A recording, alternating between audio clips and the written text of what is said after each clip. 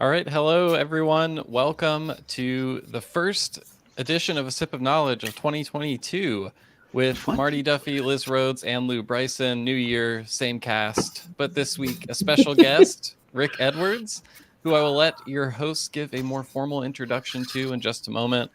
Before I turn things over, as always, I'm Will Hookinga from Savvy.co. Just want to show you a few ways that you can interact with each other, send in questions and things like that throughout the show today. So on your right, there is a chat box. Feel free to just say hello. Let us know where you're joining us from around the world. It's always nice to see that.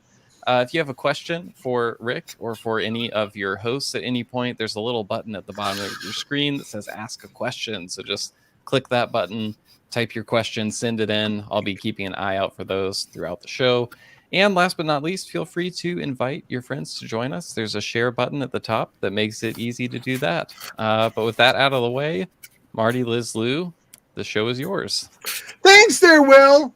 Glad you're feeling better. Hope you didn't have to go to the doctor because, Lew was telling me he went to the doctor the other day and he walks into the doctor's office and he had like string beans coming out of his nose. He had marshmallows in his ears.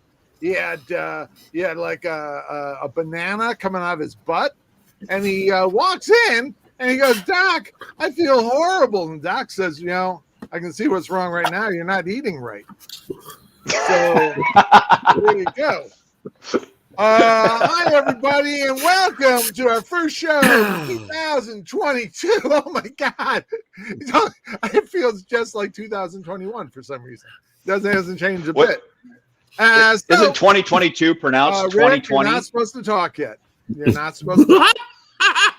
It's not our Please turn. mute Rick. So, hi, everybody. My name is Martin Duffy. I'm a former senior master of whiskey for DIAGEO. Spent 14 glorious years doing that. I spent 18 inglorious months, actually, as the national brand ambassador for Benedictine. 18 infamous years as a co-producer of the Chicago Independent Spirit Expo. And then for the last 7.5 years, I have been pushing the Glencairn Crystal Whiskey Glass in North America and maybe even South America. Marty, how many Glencairns do you have on your person at this time? Because you usually seem to have them everywhere. I do. Just the one? Okay. I have usually, if I'm at a whiskey show, I am laden down with them. Oh my God! I've seen you pull them out of a speedo. Every pocket. It a pretty thing. Every pocket is loaded. It's and amazing. Sizes too, usually. Yes. Little prizes, little things, sure. No sizes. Do you have a big one? Oh, and every size. Big one. And even little teeny ones. Oh, look at that! Look at that! Oh, a wee one. A wee. The BB. A BB. Don't forget. Big Daddy. Huge one. There you go. Here's my head. Look at that. I can put my head in there. I can hear Rick. Can you hear the ocean? All right. Little Liz. Awesome. Amazing. Happy New Year's, Liz. Happy New Year. Happy New Year to everyone. Welcome to 2022. Whether you like it or not, we're here and we're on the track. So thanks for joining us today. I'm Liz Rhoades, technical distiller and spirit consultant. Have over a decade experience in alcoholic beverage, spanning across several different sites and product and spirit types, including beer, rum, vodka, RTD, non-alc, CBD. But wow, my particular favorite and expertise is, of course, in whiskey. That's right. That's what we're here for. Most of my career at a tiny little mom and pop shop known as DIAGEO, but I'm now currently founder and principal at Spirit Safe Consulting. What's that? Oh, want to learn more about Spirit Safe Consulting? It's your lucky day. You can actually learn about it today. If you just scroll down to the About the Host section, there's actually a little snazzy little link to my website. So give it a click and check it out. Lew? That's so exciting, Liz. Thank you. You really stepped up the presentation. This is the Big RTDs, the CBD. Who knew? Jazz hands. Awesome. Just so awesome. Hi, I am Lew Bryson, whiskey writer. I would like to wish you all a happy new year or acceptable new year, if that's your preference. I've been writing about whiskey since 1996, 1985, somewhere around there, because it gets to be a blur when you do that. I was managing editor of Whisky Advocate Magazine for 20 years and am currently freelancing. I am a senior drinks writer for the award-winning Half Full section of the Daily Beast website. And, of course, I have my great 2 books, Tasting Whiskey and Whiskey Masterclass, ready for your purchase at various outlets across the world. Buy them, love them. My drink of choice today is the latest Elijah Craig barrel proof. This is the C921 batch, and it's clocking in at a big ass 60.1 ABV. So if I get to sounding like a raccoon later in the show, you'll know why. And I forgot also, I'm drinking today farm stock rye. Farm stock, very nice. A little foreshadowing. I'm having a little belated Panamanian whiskey from Brad Krause that arrived actually during Brad Krause's appearance on our show a week ago or so. Deliciosos, as we say in Panama. And Brad's joining us today. He says Happy New Year, as well as Andy. Happy New Year, Brad. Guys. Hello, Andrew. Hey, guys. Hello, Andy. All right. Hey, Rick, you don't talk yet. Just wait for the cue. All right? Calm down. Can I drink? Can I drink? If you do it quietly. All right? So anyways, welcome, everyone. This year, we thought we'd start off the new year with a very, very special episode with a very special guest. He's a man who, he's the little brother that I never wanted. When I was a master of whiskey, senior master of whiskey, he was the youngest of us. I never thought he'd make it to the ocean when we were all on this beach, all of us rushing down the beach to the shore. But he made it. He made it. His little tiny legs making it. He was a military man, an extra in soap operas. He was a Chippendale. But then he turned his life around in a different way. He started working whiskey. DIAGEO became a master whiskey. Pernod Ricard, Glenlivet. Then he turned old Western on everybody.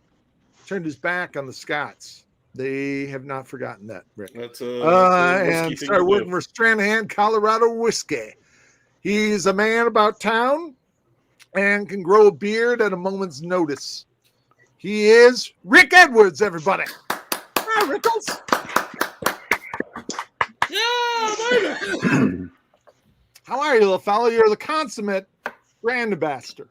Marty, that's what has been said about he can speak. He's obviously still. Can I talk now? Is it his Can turn? I speak now? There you go.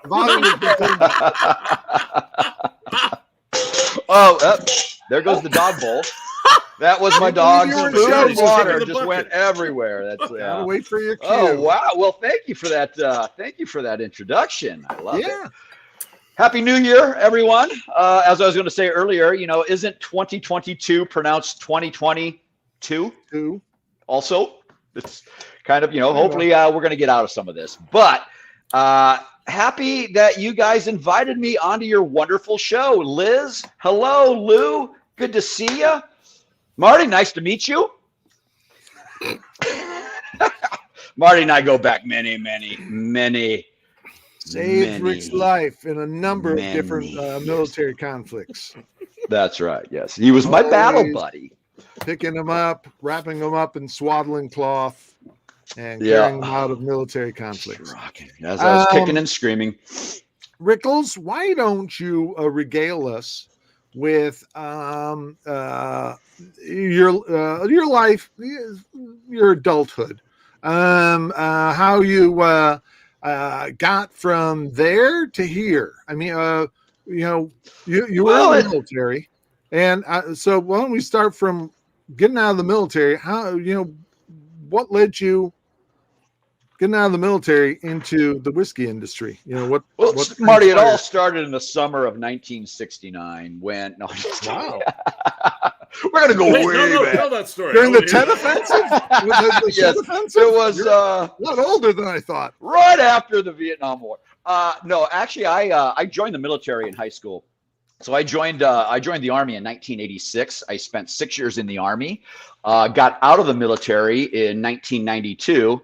And I was born and raised in Des Moines, Iowa. Actually, a wonderful suburb called Ankeny, Iowa, just north of Des Moines. Spent my high school years in Minnesota. Went in the military, got out of the military. I said, Minnesota's out, Iowa's out. I'm going to go someplace warm. So after leaving, Fort Richardson, Alaska, where I was stationed at, the end of my little time, I decided no more Minnesota, no more Iowa, no more Alaska. I'm going to go where it's freaking warm. And I moved out to California in 1992. And when I first got out here, I started doing extra work. And, as we all do when we come to California. And from extra work, I could work 1 day in 3 weeks or 3 days in 1 week. It was just never steady. And I couldn't have a bartending job or a waiter job just because it didn't allow me the flexibility to, to do the background stuff. So I started looking for other things that were more flexible to continue doing my background work on different movies and shows. And it all kind of started with a movie called The Second Civil War, where I was an assistant military advisor. Even though I was a background extra, I had to keep everybody in check and make sure their uniforms were right. So that's kind of how the whole extra thing started. But through that, I was working with beautiful bartenders as a catering job. And then I started doing whiskey promotions because those were flexible. And so it all just kind of came together. And I realized that whiskey was where I was meant to be. Was that a big roundabout way of saying all that? No, it's kind of how I started. Yeah. I did bartending. I was an actor, and I started bartending to support my acting. And then I got tired of not making money acting and decided I'd start doing the bartending. But then I got educated by doing promotions on whiskey because I got tired of not knowing what the hell I was selling as a bartender. Because there was no education back then on spirits, which was the case. I'm assuming you kind of got started the same way I did as far as working for MKTG eventually. Or no, it was U.S. Concepts. Well, it was U.S. Concepts back then. And also it wasn't DIAGEO, Marty. No, right. You and I worked for Shefflin and Somerset. And for those of you who don't know Shefflin and Somerset was the old school importer for Johnny Walker. That's right. Before it was DIAGEO. So you and I both worked for Shefflin before. And Lock Do. Don't forget Lock Do. Or Lock Don't. Lock Don't. Right? Lew, you know what I'm saying, brother. Yeah. Liz, have you ever had Lock Do, the black whiskey? Oh, you're missing Marty. Why don't you tell Liz about Lock Do? Oh, it's extra charred barrels, so the whiskey came out black. That's what they said. More caramel than you'd ever seen. Yeah. I was going to say, a little E150 Alpha right there. No, Douglas Murray swore to me right to my face that they did not add extra caramel coloring. No. But you touched it, and I grease my bike chain with it, man. It's, but hey, Manic Moor, which is a fantastic whiskey. I do love Manic Moor. That's where it was that made. Was actually the whiskey in Loch Dew was Manic Moor. Oh, yeah. I never knew that. That's right. Yeah, you know Manic Moor though, right? No. Manic Moor, yeah. Manic Moor. So anyway, that's anyway. Moving on. So then, what? Liz. May Is he just saying, it's not your turn?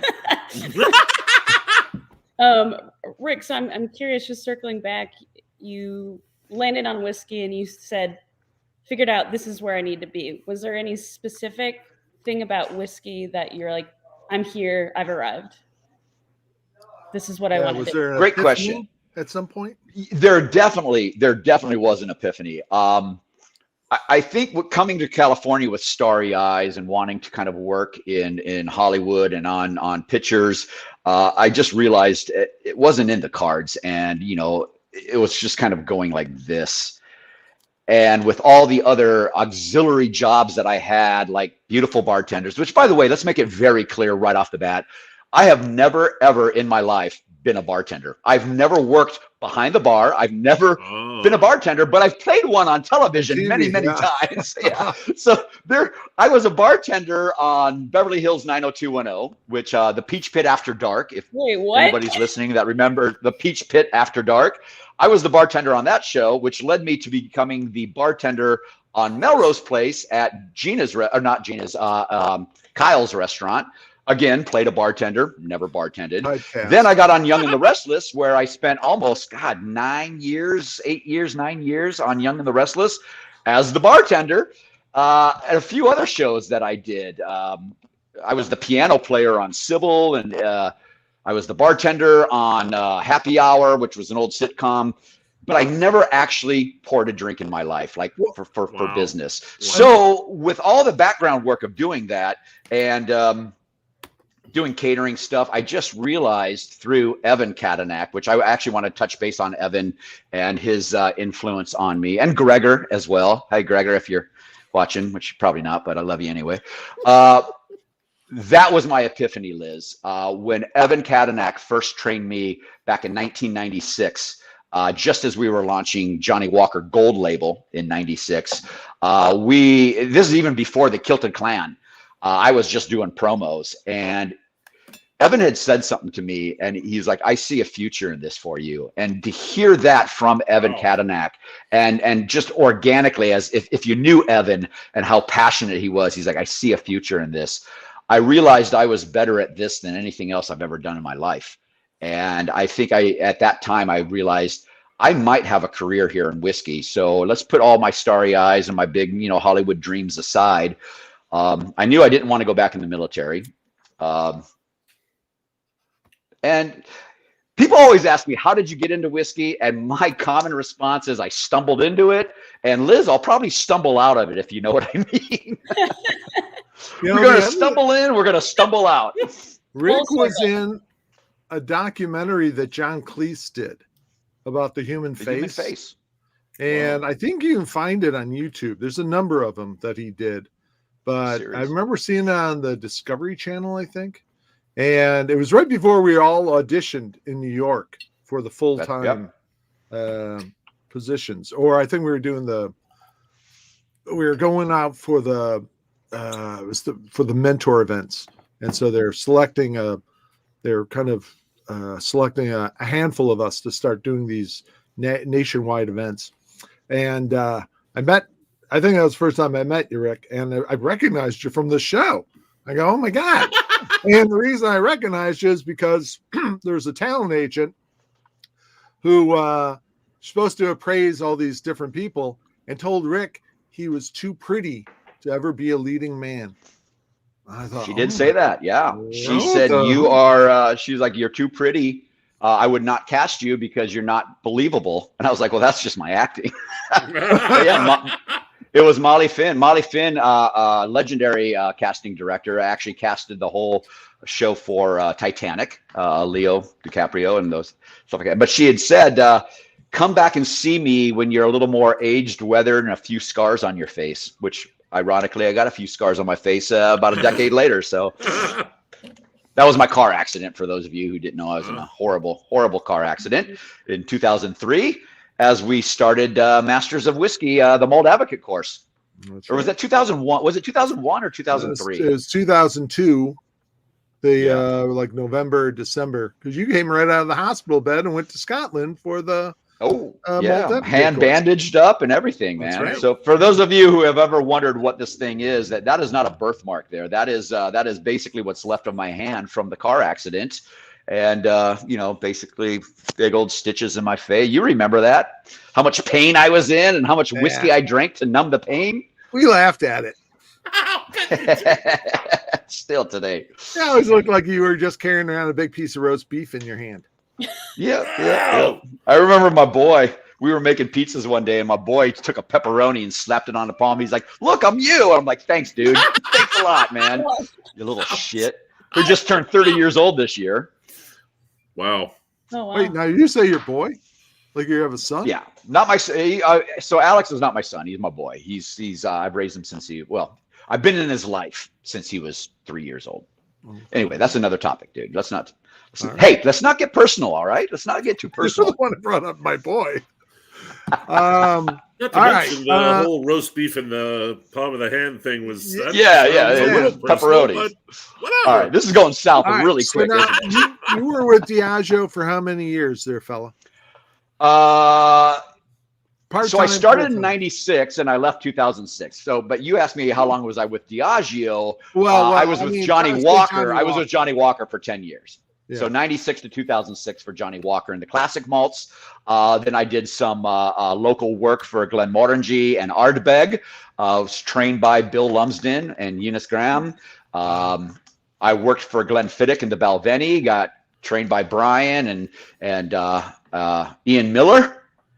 And as I was working on Glenmorangie and Ardbeg and Glenfiddich and the Balvenie at the same time, it was 2007 when I was approached by Pernod Ricard, spent 12 years at Pernod Ricard, and then the last 2 years with Stranahan's. Now, did you leave each one of these, or were you being snatched from each one? No, I don't know what you mean. What do you mean? Did I leave or was I from being like snatched? Glenlivet, did Stranahan's come and get you, or were you being let go? I mean, I was just I'm just kind of curious about how how. So after 10 years were with being Johnny handled. Walker and the classic malts, I'm sorry, I didn't mean to talk over you. No. After talk 10 over years each with other. Johnny Walker and the classic malts, I left Johnny Walker and the classic malts in 2006. So I left Diageo at that time, and then I just started doing local brand building. I hate the word consulting, but I had a consulting company called Scotchmaster Consulting.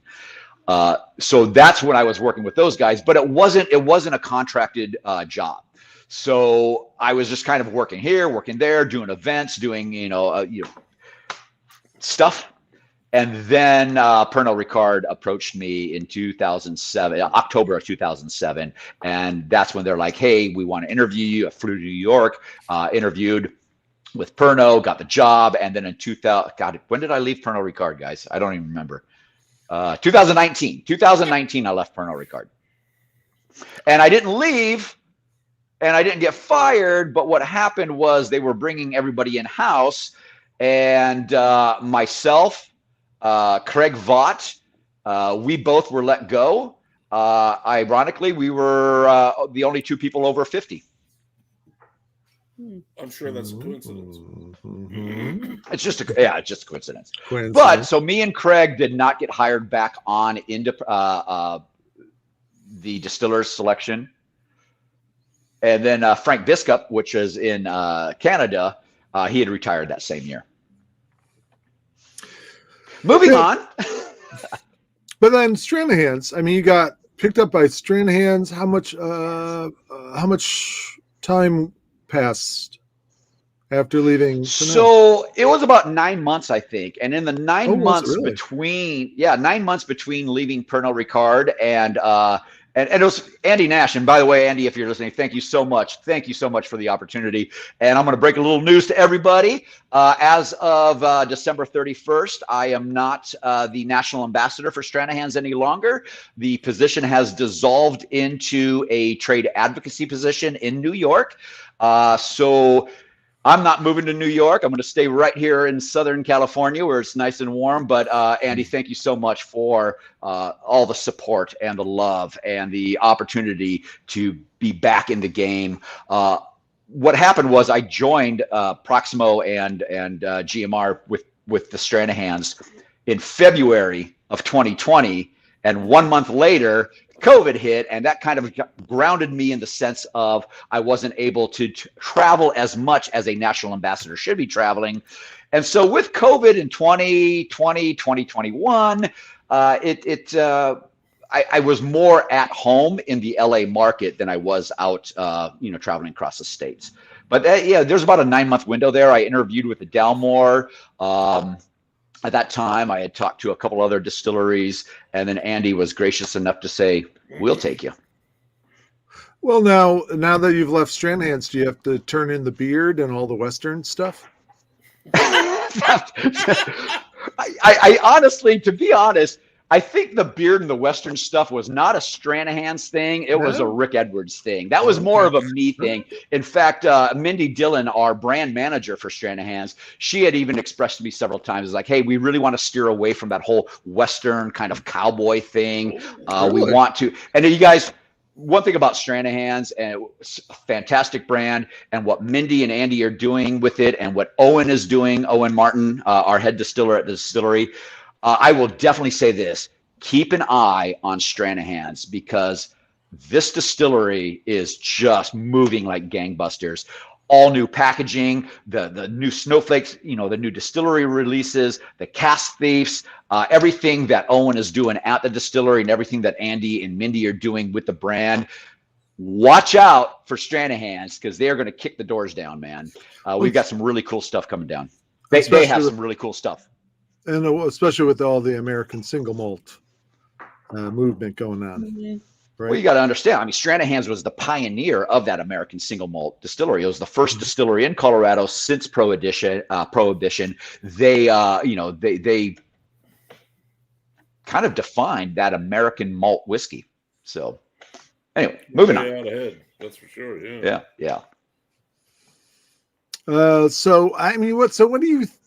I think someone wrote this in the comments. Oh, that's a question. Yeah. With not having worked with all these different brands, and I'm assuming you keep in contact with a lot of the guys that you've worked with in the past. You and I keep in contact with each other, and I try to keep in contact. You keep me at a distance, man. But no, I mean, I try to keep you at a distance, because you never know when all of a sudden you're on America's Most Wanted. Some shady happens.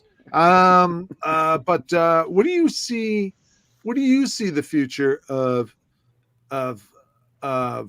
brand ambassadors for whiskey? Because I've kind of seen this happening even prior to COVID, that brand ambassadors, which how do you define a brand ambassador? What is a brand ambassador as opposed to?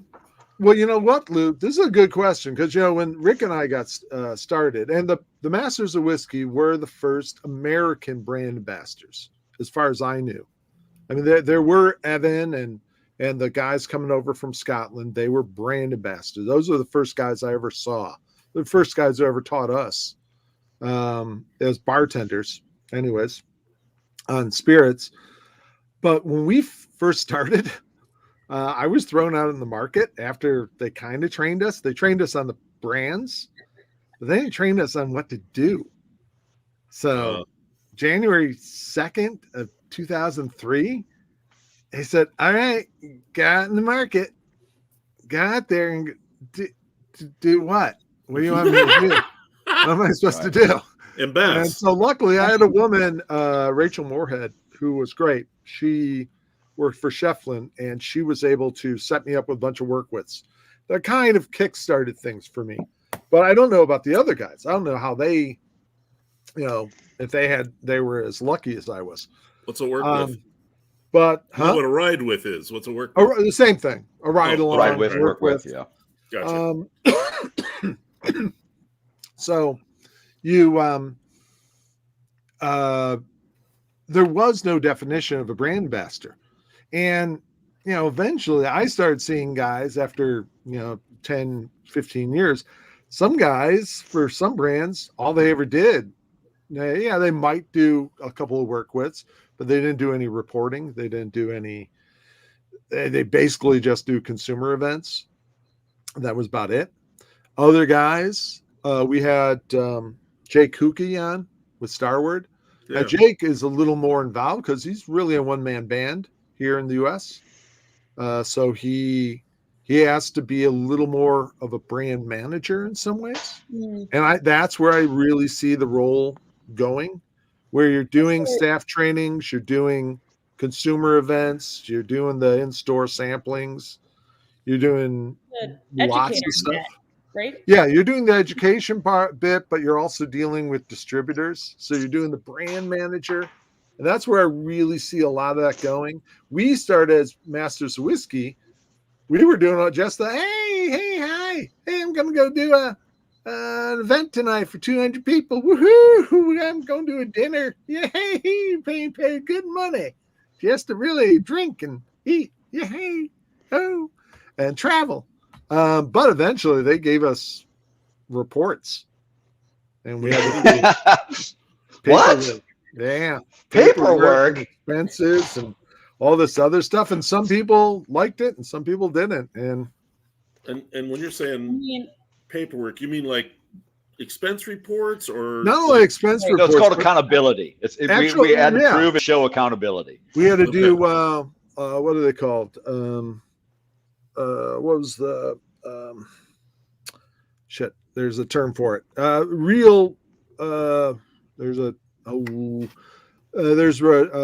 You had to do reporting. So basically, goals were set. So like sales in the market and your placements, how many staff trainings, all by month.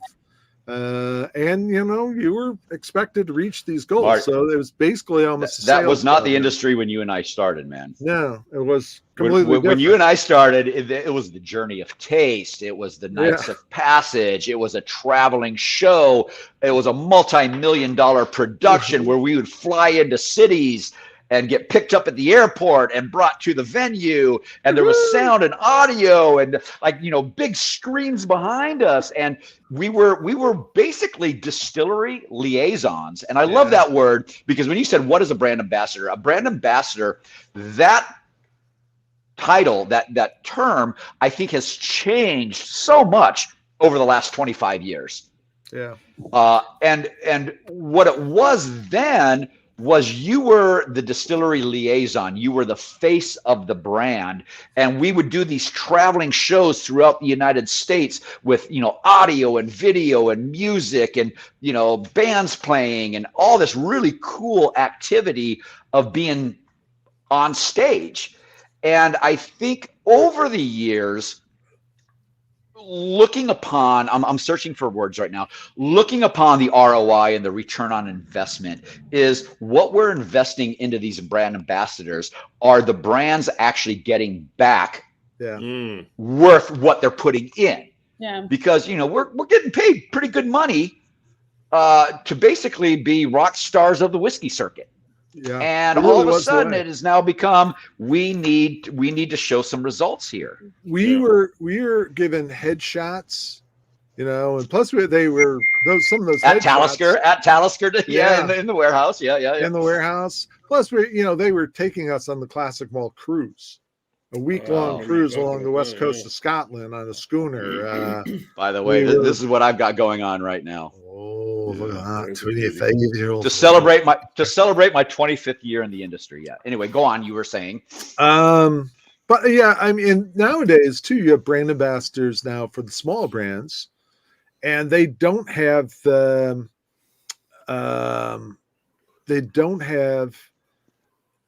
Those guys are actually a little more of market managers or even brand managers. And I think that's really kind of where, it's kind of going to go. And I think the big guys see it too. They spend an awful lot of money. And again, you see these guys, not only are these brand ambassadors being let go, not only I think because of age, and I can't completely blame them. I mean, I think ageism is always bad, but if they're the face of the brand and they're old, we were brought in. The Masters of Whiskey were brought in because the guys, Evan and all them, were in their late 60s. I was going to say, Evan was in his 60s when he trained me. Yeah. So they wanted young people, even though I was 40.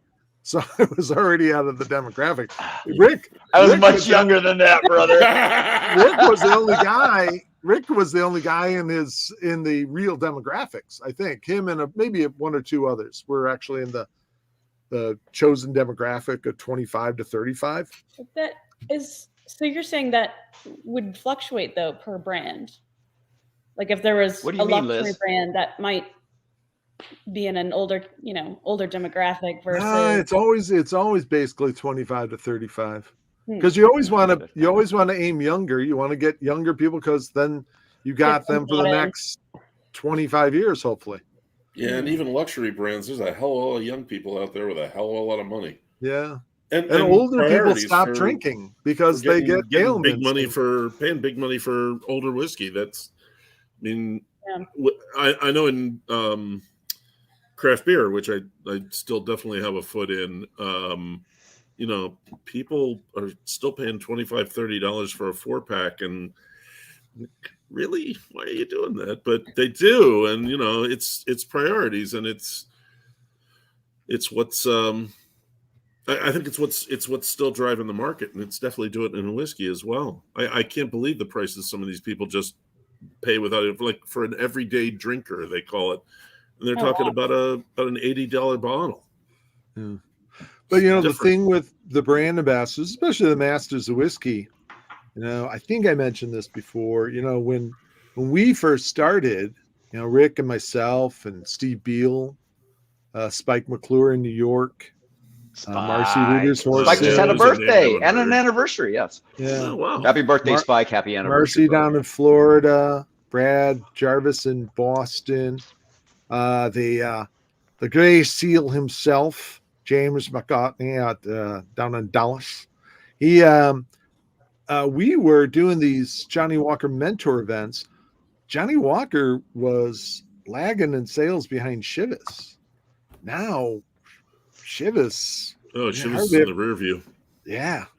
I mean, Johnny Walker is still up. Hey, easy on the Chivas. Pump the brakes a little bit. Pump the brakes on Chivas a little bit. Fantastic whiskey. Just saying. I'm just saying. No question there.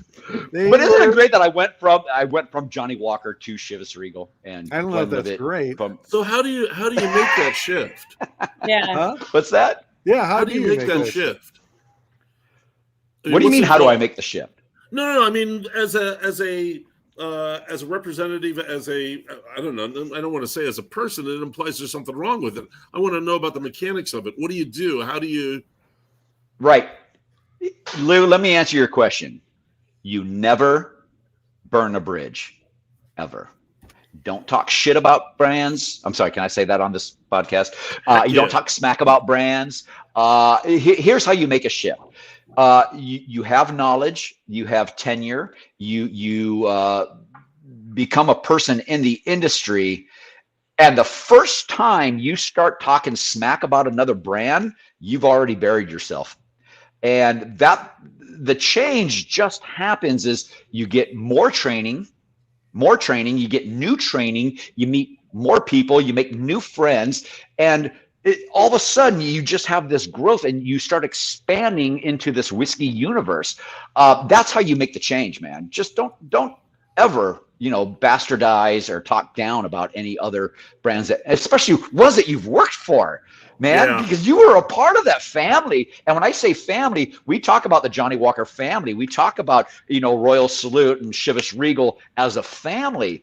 That's exactly what it comes down to, you will never hear me talk any crap about another brand. Yeah. Well, you're kind of taught that anyways. We were always taught that as masters of whiskey. I mean, you really didn't have to talk bad about other whiskeys. I mean, not really. I'm going to be honest. I used to buy... Except Lock Do.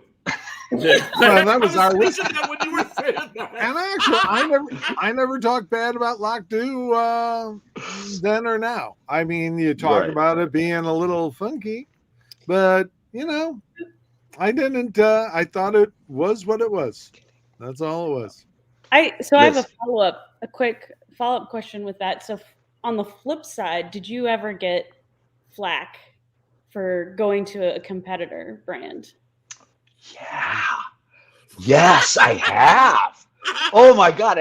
And the one that comes to mind, so I'm going to throw a name out here. Okay, before I throw the name out, let me throw this out. So just recently, somebody reached out to me and they called me an OG ambassador. And I was offended that they called me an OG ambassador. I'm like, why the hell would you call me an OG ambassador? I'm not that old of a guy. And they're like, no, dude, OG doesn't mean old guy. And I'm like, what does it mean? Yeah, because if I'm an OG ambassador, what am I? I'm an old guy ambassador? So what does that mean, Liz? OG? Original gangster. Yeah. Is it original? Well, Marty. If we actually talk about original gangster, gravity. I knew that. The Kilted Clan, the Johnny Walker Kilted Clan was kind of a gang. We were a little bit of a gangster movement. So if I'm an old gangster or an old guy or original gangster, the Kilted Clan, we kind of were OG, man. We wore terry cloth kilts. We did, man. We did. They're the worst outfits ever. They're so. If it rained, those outfits would dissolve. Until I joined the Glenlivet and we got fitted at Kinloch Anderson. Actually went down to Kinloch Anderson in Edinburgh and got fitted with class military speak, class A kilts, man. So I had a good kilt with the Glenlivet, man. Well, didn't you get a good one with Masters of Whiskey? You got the ones from Balmoral. Those are beautiful. Not Balmoral. Yeah. Where the Belfort. Where is it? The Belfort Castle? Not Balfort. No. That was Glenlivet. Ball something. Glenlivet. It was really beautiful from Scotland. I mean, the whole get up. It was expensive. It was very expensive. That was the thing about all these back then. Anyways, I don't know what they're doing nowadays, but they spent a lot of money on the brand ambassadors. At least at DIAGEO, they really did. I mean, we used to. Pernod Ricard did too, man. We got these beautiful kits. A lot of they gave us Hugo Boss suits at one point. They wanted to get away from the kilt. Still got mine. I still got mine. Yeah. They gave me one that was small, and I couldn't turn it in. Yeah. Liz, did I answer your question, dear? I'm sorry. I don't even know if I answered your question that you originally asked me.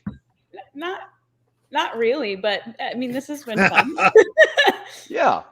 No, I mean, I think you just said yes, and it's from your perspective is never burn a bridge, and I think that's absolutely true, and that's something that I certainly believe in. Your network is gold, right? So it should always be an additive process. Yeah. But yeah, I was just again curious that not everyone subscribes to that from my experience. So yeah, I've just was again curious if people were bitter about a competitor brand. And well, I think when you are attached to a brand, of course the brand doesn't want you talking about other brands. Sure. It's almost like cheating on your girlfriend. Yeah, you're and this is a great analogy. You're in a relationship. It's not just a job, even though somebody recently had told me, Rick, it's just a job. I'm like, no, it's not just a job. It's more than a job, because you're in a relationship and you start to build feelings and devotion and all these things with a brand that for you to not be with that brand anymore and talk shit is like having a breakup with somebody and just, berating them. It's like that doesn't do anybody any good. If you want to be a good guy and you want, just appreciate the moments you had with those people. Yeah. Like when Marty and I broke up, we didn't hate each other. We still talk to each other. We still love each other, There's a lot of pain, a lot of issues to get over. It's all right. It's okay, man. I think there's a lot. What's interesting is if you do a really good job at being a brand ambassador, because you're putting your face out there, And nowadays I'm a little amazed sometimes in social media that some brand ambassadors will get involved in social issues and things like that. When we were doing stuff, we were told no, that they were going to monitor our social media stuff. That because that reflected on the brand, and I hated it, but I agreed with it. And even to this day, I agree with it because I represent Glencairn now. I mean, I'm not a brand ambassador, but I do represent Glencairn. And so Marty, you'll always be a brand ambassador. It's like the mafia. You can't get away from it, dude. There's no getting away. You'll always be in the family, man. Yeah, I like to. People call once in a while. I got to correct some of the guys in Scotland. They'll say, "Oh, Marty's a brand ambassador." I go, "I'm going to be 59 years old next week. I'm not a brand ambassador. I'm a brand representative." Please. But getting back to your question, Liz, the term brand ambassador has been changed so much in the last 20 years that I ask myself, what is the definition of a brand ambassador now? I don't even know what a brand ambassador is, because it's like every 5 years it changes. And like there's celebrity brand ambassadors, there's influencer brand ambassadors, there are corporate brand ambassador. I mean, a brand ambassador now does not have the same meaning that it had 20 years ago. Well, I also heard people talking about Tom Bullitt making consumers into brand ambassadors, like creating brand ambassadors when he did events. Well, we used to call those gatekeepers. Gatekeepers back in the days. Yeah. So that would be like you make a bartender a gatekeeper. So they would be someone that you turn that bartender into a big fan. That's what you needed. Now he's going to recommend. Some guy says, "Well, what bourbon do you recommend?" Well, I recommend Bullitt. Yeah. Gatekeeper. That's the gatekeeper, not ambassador. So Liz, you probably know now, like a majority of the brand ambassadors working for major brands now are award-winning rock star bartenders and mixologists. And it's the bartenders and mixologists and, the piercings and the tattoos and just real edgy and cutting edge, prevalent people, I should say. That is like the new movement of brand ambassador, which is people who are actually moving the product in their establishments and then get picked up by a lot of companies. Did that make any sense at all? Yeah, it did. And you mentioned something, influencer. And so that's actually a good point. The role of social over the past, 5 years. And then, back to Zabro Talber's question, what will the evolution of whiskey ambassadors look like in the next 10 years? How much do you think social presence, influencers will be a part of that movement in the next 10 years? I don't know. I mean, asking me unaffiliated, I think that's exactly where brand ambassadors are going, is what is your social media presence? And I know for my, for me, myself, I was asked to really up my game on social media.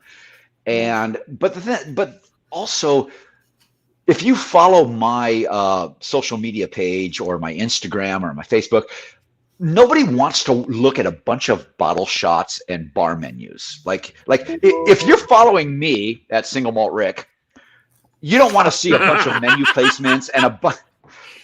Thank you for the plug right there. If you're following, you don't want to see just a bunch of bottle shots, and you don't want to see a bunch of menu placements. And where are we at in adjacencies to? Are we in mid-bar, mid-shelf, high shelf, bottom shelf? Like, that's not fun for followers to watch. So there needs to be this balance of what are you doing in social media that attracts people and invites you into our life.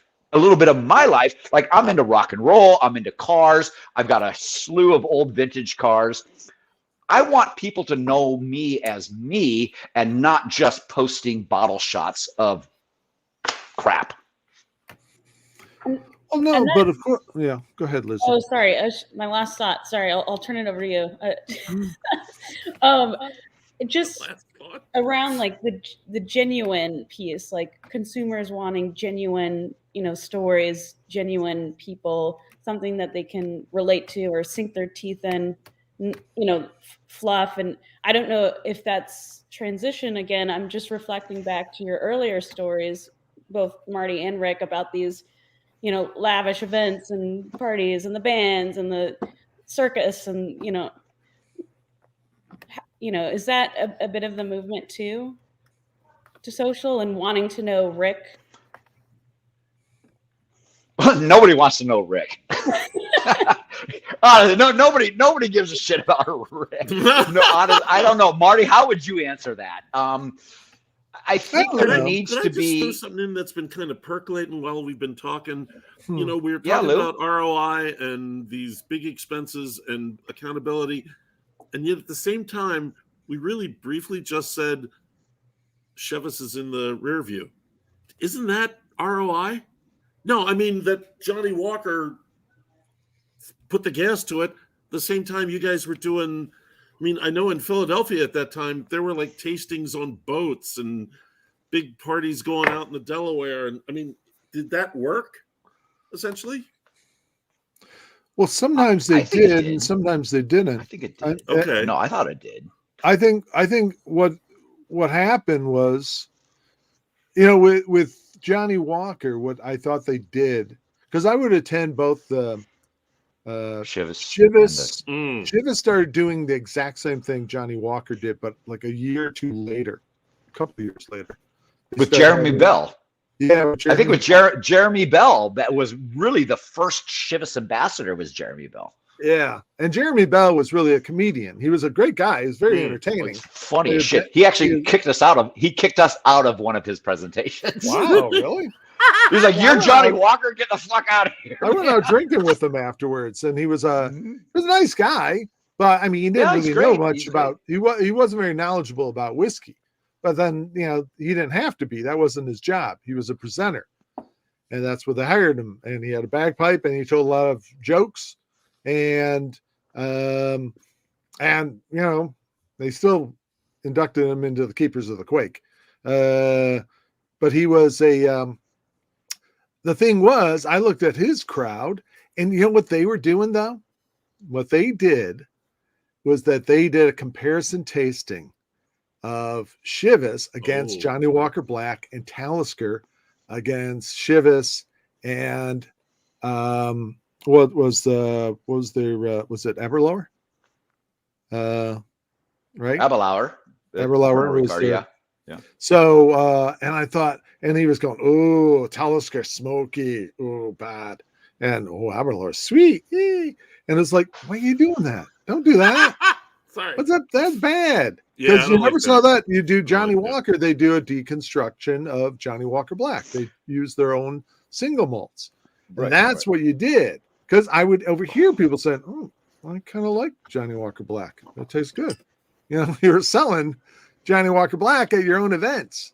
It was bad. It was a dumb move. Yeah, I never liked that. Yeah, I know. I thought it was a bad move. And it was, and plus you're just repeating, you weren't doing anything new. You were just repeating what Johnny Walker had already done. So I don't think it was a great move. Plus you also had a guy who couldn't really answer any questions about Scotch, whereas we were constantly being trained. Oh my God. I remember getting questions like when I was with Pernod Ricard and Chivas Regal and Glenlivet and Aberlour, Scapa, Tormore, and all the other brands at Pernod Ricard, which fantastic whiskey brands. Really enjoyed working on that team for 12 years. The thing is let me put it this way, and you might remember this. If you go to Scotland and you ask distillers, is there a lot of competition between brands? The distillers of all the different brands in Scotland will say there's no competition between us. That only happens with marketing. Mm-hmm. Yeah. Like we're going to go to the pub and we're going to drink with each other. The master blender or the master distiller, or even people that are just shoveling in barley and grist and shit into the tons. There's no competition within the people. It only happens at a marketing level. And what I've noticed, Marty, to go back to what you're saying, is when it's a marketing aspect, there's a lot of we're better than you and you don't have this and we're this, but we're all friends in Scotland. And I wish we could bring that into the United States consumer, is we all get along. We all love our brands, and there's no need to bastardize one over the other. Yeah. You know what I'm saying? Yeah. Yep. Yeah. I thought, I'm of the philosophy, throw it all up in the air and let them fall where they may. If people love this. Bingo. In fact, it was, in a way, I kind of like the fact that, these guys got a chance to compare Johnny Walker to Chivas. And if they like Chivas next to Johnny Walker, great. If not, but that whole kind of bad mouthing it next to one another. That's, and there's also, go ahead, Liz. What? No, I was just going to say an unbiased, Yeah. But Liz, let me hit this close to heart. When you say unbiased decisions, as a judge, I've actually judged several whiskey competitions, and as a judge in a whiskey competition, where your brand lines up in the tasting process, you never want to be the first whiskey in the tasting process. You don't want to be the last whiskey in a tasting process. If you've ever done a blind tasting or a blind judging, that third spot is the sweet spot.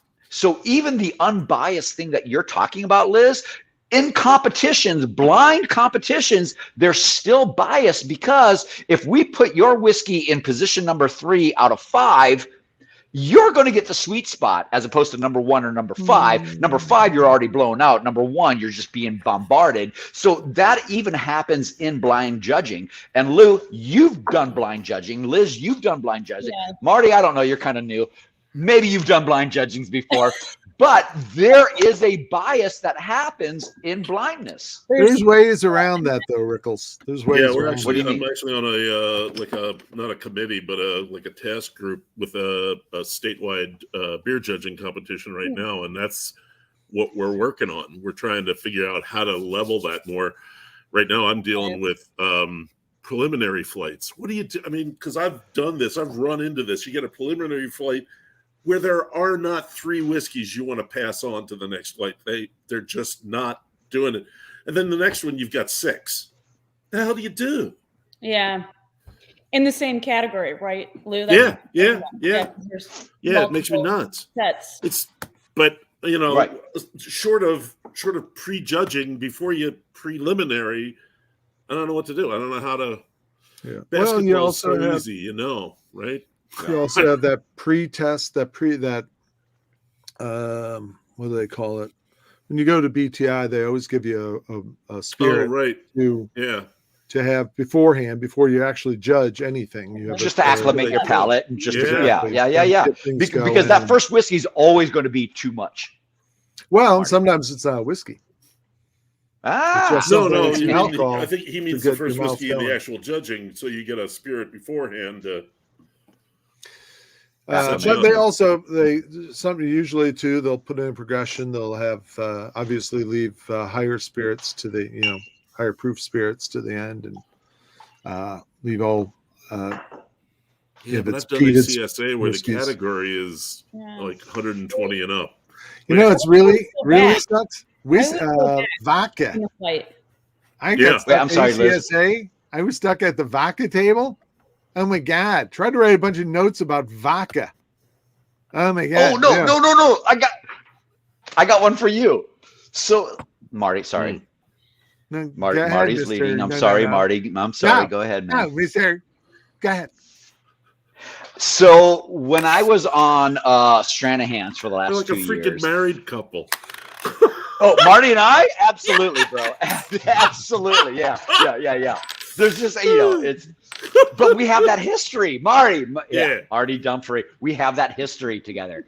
When I was working at Stranahan's and we were talking about water source, and the water source being the number 3 best voted water in the world, I was like, what the fuck is a water competition? Like, can you imagine? Like, we vote this water to be number 1 and this water to be number 2 and this water tastes number 3. I'm like, what the hell do you do to cleanse your palate between water tastings? You're like this. You're like, I'm going to taste this water and now I'm going to taste this water, but in between we're going to rinse our mouth with water. Dirt. I don't know. I'm going to have some dirt in between. Yeah. But El Dorado Springs out of Boulder, Colorado is voted the number 3 best tasting water of the world. And that's the water that they use at Stranahan's. And it is really good water. But why? Huh? What? I just wanted to qualify that. It's the number 1 water for what purpose, right? Tasting water. For tasting pH water. balances, clarity, minerality, all that stuff is. So there are water tastings, just like you all do whiskey tastings. There are water tasting events, but I could never do a water tasting event. I'd be like this: tastes like water, tastes like water. Yeah. But Lou, how many people would be like, tastes like whiskey, tastes like whiskey, it tastes like whiskey? For sure. And vodka, the same thing. I mean, oh my God, you can do a vodka tasting. It's just, it's not as easy. But I don't know, water. Damn. Yeah. But it does make a difference. Oh yeah. Yeah. Yeah. I mean, I've been a believer in the vodka thing ever since I had that. Was it Journeyman did the Bloody Butcher vodka? Wow. Yeah. Real difference. Eastern European vodkas I could do, because there's a real difference in those. But yeah, they taste like benzene. But and the other thing too, these were all small craft vodkas, so it's a lot of them probably didn't make their own.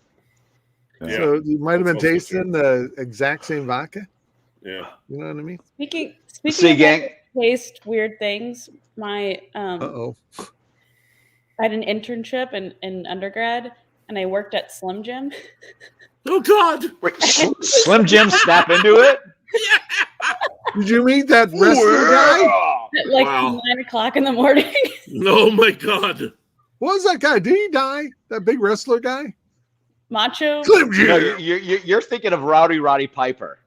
No, that was him. Macho Man Randy Savage. You're Man. thinking of Macho Man Randy Savage, not Roddy Piper. Yeah, did he die? He died. Roddy did, but Roddy did. I don't think Macho Man did. Macho Roddy Man did put on die the good. sunglasses too many times. I loved him. Yeah, boy. Snap into a Slim Jim. So I don't want to curtail this, but we had so many comments today, which is awesome. And Liz has a heart attack at 2:10. It's scheduled. It appears, yeah. Her heart's going to stop at 2:10. I don't know if I want to hear some of the comments. I really don't know. I don't want to hear the comments. But what you got, Liz? Liz, what you got? Steve says that Lew has been writing about whiskey longer than he's been alive. I mean, Thank you so much. Wow. Brad Krause says he's having a Stranahan's in honor of you, Rick. Oh, Thank you, brother. Very nice. Thank you. Wait till Diamond Peak comes out with the Bushmills finish. You're gonna love it. Andy Mack says a lot of things actually, which is great. So thanks for joining on. Wait. What did Andy say? He said, "Evan, what a legend." Yes, he was. And then he also said, "Wow, let me scroll up here." He said he's here, Rick. And didn't Marty actually know Al Capone? I did. Speaking of OGs, Al Capone's actually slept here, and I have one of the whiskeys he really loved. I used to send it to him Alcatraz. Douglas Smith says calibration. I think he's referring to panels. Oh, the BTI pre-whiskey. I think he's talking about. And then The last one from Douglas Smith says, I did a tasting where we used different waters to add to the same whiskey. Quite interesting results, which, yeah, I'm sure. That's a water tasting I could get behind. Douglas, very good comment, brother. Yeah, for sure. I mean, for what sure. Else you got? Actually, I think we just rolled right through them. Yeah. Well, we did get the early on one about the evolution of whiskey ambassadors, but we already talked about that. Yeah. Well, yeah, I really do. You know what makes me happy? You know what makes me happy? Not one question came up about my Chippendale days, and I'm so happy for that. I'm so glad that we were able to real that quick, whole conversation, mate. Before Liz has her heart attack, did you have a stage name? Were you? No, it was Rick Edwards. It was Rick Edwards. Yeah. You really? You weren't like the Rick House. You weren't. No, it was Rick. I mean, we did have stage names. About pretty much everybody but two of us had stage names, but I went by Rick Edwards, man. I just I was in and out in 4 years. 4 years with Chippendales. Spangly thong called Under the Buttnut Hut. What was your?